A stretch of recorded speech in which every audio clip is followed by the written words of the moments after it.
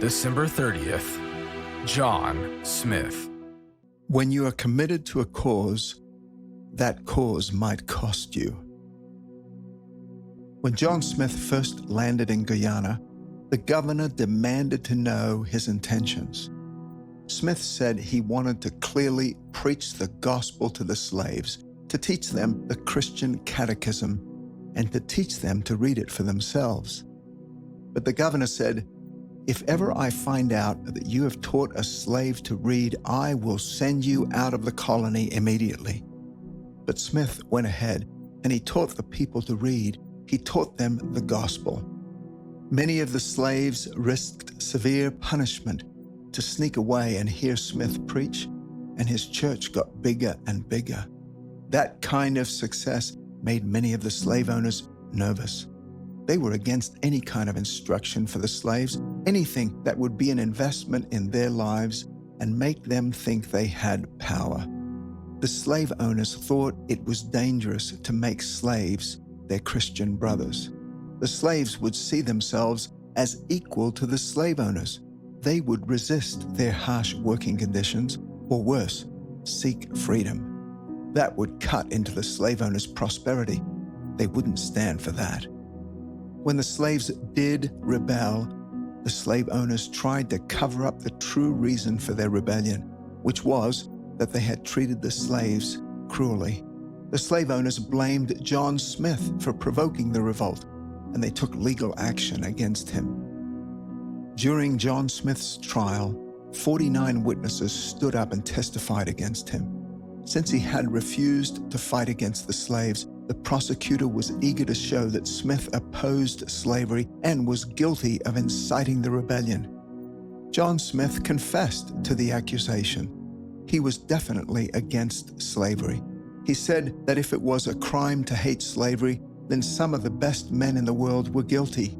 He said that since the British government had passed a proposition that slavery is repugnant to Christianity, he, as a minister of the Christian gospel, shouldn't have to justify his own belief that slavery was wrong. Although the witnesses contradicted one another in their testimony, John Smith was found guilty of conspiracy and rebellion and condemned to be hanged. The sentence was then submitted to the King of England for his approval. John Smith was placed in the common jail, where his cell floor sat above the town's sewerage, and gaping holes in the floorboards allowed stagnant water vapors to rise to the continual detriment of his health. While he awaited the king's decision, John Smith wrote a letter to the London Missionary Society. He described his trial and the real causes for the uprising. Smith wrote, "I am satisfied that I am in the Lord's hand, and there I wish to stay. I am at peace in my mind and heart, although I do not know what judgment awaits me. Sometimes I think my decaying frame will not hold together long enough for the king's decision to affect me.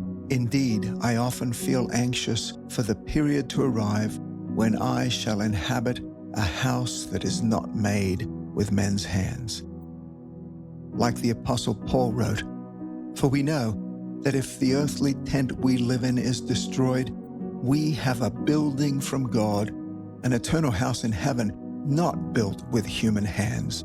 2 Corinthians 5:1. So please pray for me.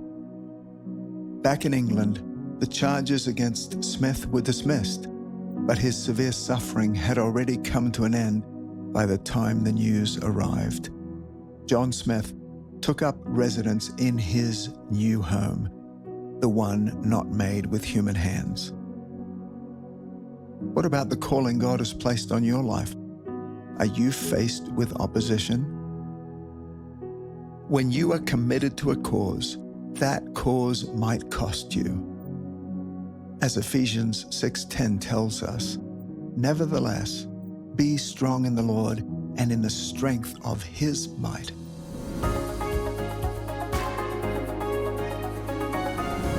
Hello friends, today is December 30th. My name is Blake Maddox and I'm the Executive Director of 365 Christian Men. You know, today's story is about a man with a very common name, but he actually is a very uncommon man. John Smith is the story, and uncommon because of this. John was a man who was willing to stand up for the rights of those who couldn't stand up for themselves. He was willing to defend the defenseless, even to the point where he sacrificed everything, thrown into a prison where he actually dies an early death. At 34 years old, he dies. But he lived by a conviction, and the conviction was God had told him to stand up and be a voice for those that had no voice. So my challenge is, as I watch this story, God, who are you wanting me to stand up for? What is it that you are wanting me to speak up about? Can I stand in the gap and be there for someone that may not have a voice or may not have a platform or an opportunity? It certainly takes a lot of sacrifice and a willingness to look beyond ourselves. That's my challenge today. John was willing to look beyond himself to the needs of others, and as a result of that, had an incredible impact even though he lived a short life. God bless you. I hope this story inspired you and challenged you as it did me. Have a great day.